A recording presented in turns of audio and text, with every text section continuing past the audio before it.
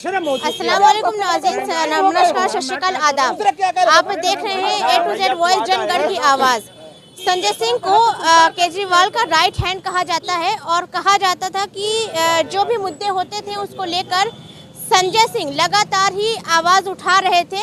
लेकिन संजय सिंह की गिरफ्तारी के बाद तमाम सवाल खड़े हो जाते हैं लोकतंत्र पे और हर तरफ ये सवाल किया जा रहा है कि क्या सरकार विपक्ष को बिल्कुल दबाना चाह रही है।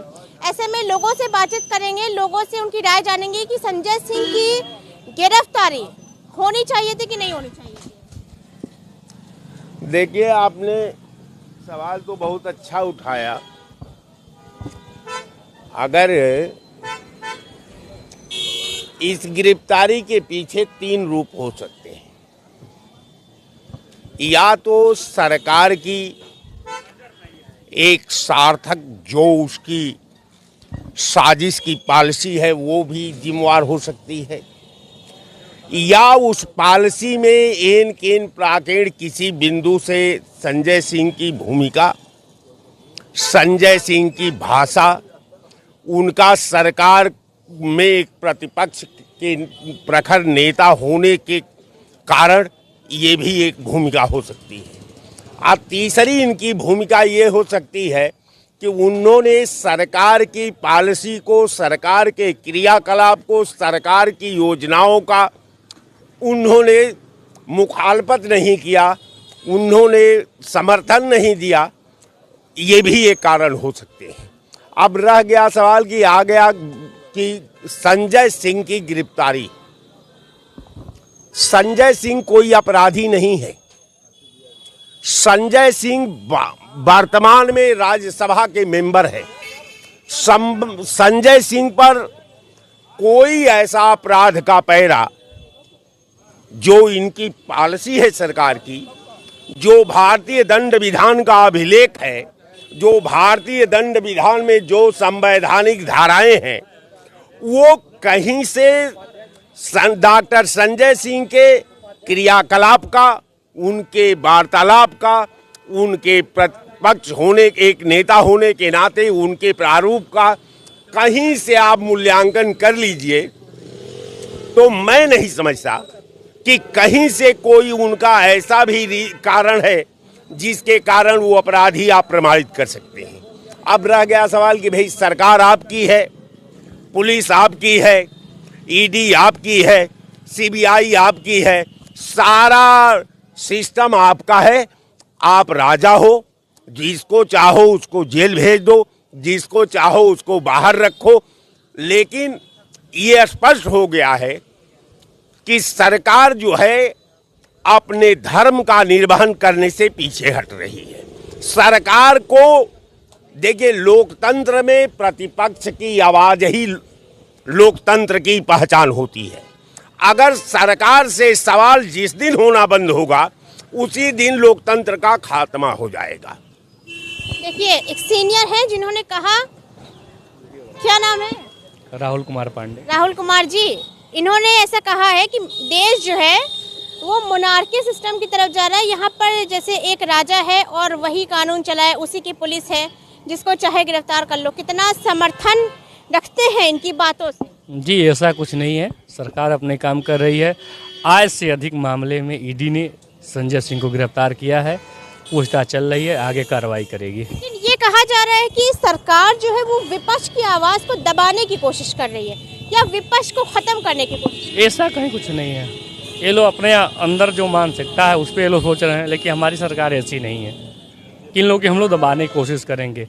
जो भ्रष्टाचारी होगा, जो उस टाइप का होगा, उस पर हम लोग कार्रवाई करेंगे। हमारी सरकार, लोग ये भी कहते हैं ब्रिजभूषण, उनके खिलाफ कभी कोई सख्त एक्शन नहीं हुआ, और ब्रिजेश सिंह, तो ये सब मुद्दों को लेकर लोग सोचने लगते हैं ना कि जब उनके ही सांसद के ऊपर कोई मुकदमे नहीं, कोई कार्रवाई नहीं, अदर पार्टी नहीं, एक बात है, उनको सरकार और पुलिस द्वारा क्लीन चिट मिली है। उन पे आरोप लगाना बेबुनियाद है। विपक्ष अपना भूमिका निभा रहा है कि वो गलत है, मगर सरकार और दिल्ली पुलिस ने भी उनको क्लीन चिट दे दिया है कि वो सही है। बीजेपी में पक्षपात नहीं हो रहा? नहीं, बिल्कुल क्यों पक्षपात होगा। हमारी पार्टी सबका साथ, सबका विश्वास और सबके साथ काम करती है। सबका साथ सबका विकास कितना समर्थन, सबका साथ सबका विकास कितना हो रहा है? पता नहीं कहाँ से दिखाई आपको दे रहा है, मुझे तो कहीं नहीं दिखाई दे रहा सबका साथ सबका विकास।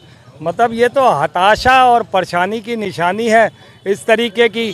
कभी आप पत्रकारों को पकड़ के ले जाते हैं भर भर के, कभी आप सांसदों को ले जाते हैं, प्रवक्ताओं को। संजय सिंह को आपने उठा लिया इसलिए क्योंकि आप उसको शराब घोटाले से जोड़ रहे हैं। दो आपने जो पहले एक उप मुख्यमंत्री और सत्येंद्र जैन को रखा हुआ है, कोई भी आपको कोई भी सबूत नहीं है, फिर भी वो बेचारे सफ़र कर रहे हैं, जेल में हैं। और आपने इनके खिलाफ भी कई बार जांच की है, संजय सिंह के खिलाफ। आपके पास कुछ सबूत तो है नहीं। ज़बरदस्ती का आप इस तरीके से जो ये माहौल बना रहे हैं ना 2024 का, जनता समझ चुकी है कि आप कितने हैं। अगर इतनी सफाई से, इतनी नैतिकता से ये सब जांच होती है तो क्यों नहीं फिर आप लोगों के ऊपर जांच होती है ना। तो इस तरीके से ये समझना पड़ेगा, जिस तरीके से संजय सिंह को फंसाने की कोशिश है।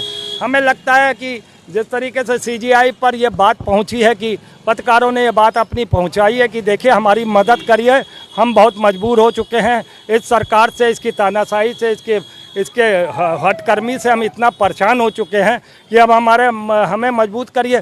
तो मुझे लगता है कि ईश्वर की बहुत बड़ी शक्ति कोई सीजीआई चंद्रचूड़ जी के रूप में इस धरती में आई है। और हम लोगों को लगता है कि इस तरीके से रिपोर्टर्स को जो सम्मान मिलेगा, रिपोर्टर्स को जो सहायता मिलेगी और उन्हें बाइज्जत बरी किया जाएगा, उसी तरीके से मुझे लगता है संजय सिंह की भी बारी है।